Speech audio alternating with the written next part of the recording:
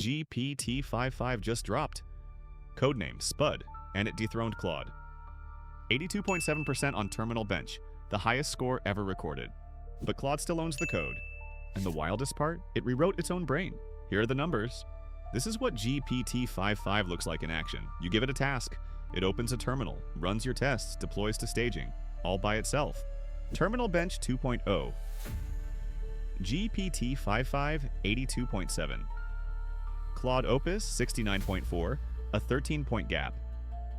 But SWE-bench Pro? Claude wins 64 to 58. SWE-bench Verified? Claude wins again 87 to 85.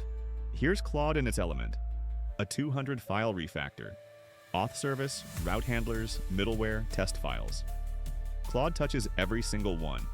Green diffs everywhere. And it doesn't miss edge cases.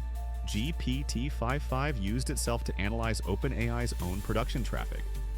Then it rewrote their GPU load balancing code. 20% faster token generation, an AI that improves its own infrastructure.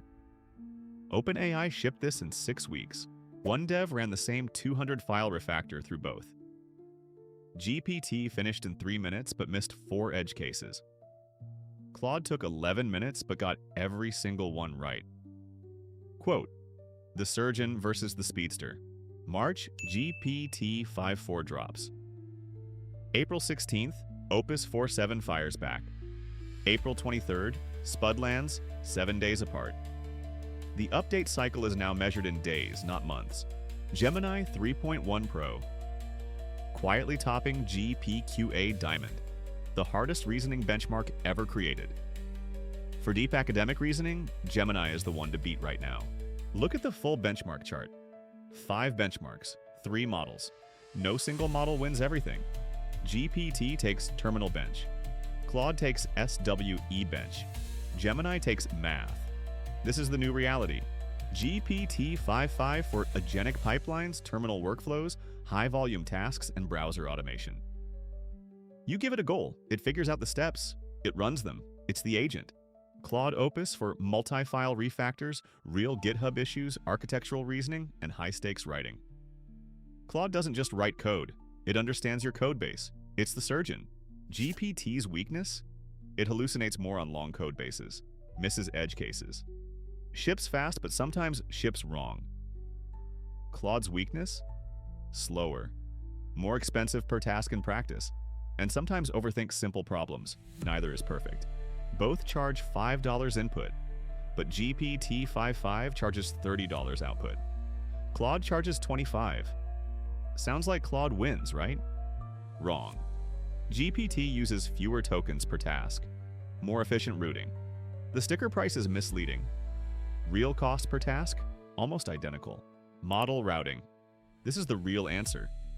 Smart devs don't pick one. They route. Agentic tasks, GPT. Coding tasks, Claude. Reasoning, Gemini. 1 router, 3 brains, 0 waste. Here's a real routing architecture. Your app sends every request through a task classifier. It tags the task, agentic, coding, or reasoning. Then it dispatches to the right model. You get the best quality at the best price every single time. Cursor uses model routing. Replit uses model routing. Devin switches between GPT and Claude mid-task. GitHub Copilot? Multi-model since January. The single model era is dead. The era of one best model is over.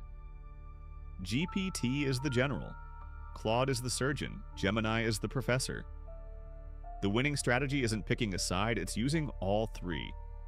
The developers who figure this out first will build 10 times faster than the ones still arguing about which model is best. Subscribe to Overwrite. Next video, we're building the same app with all 3 to see who ships first.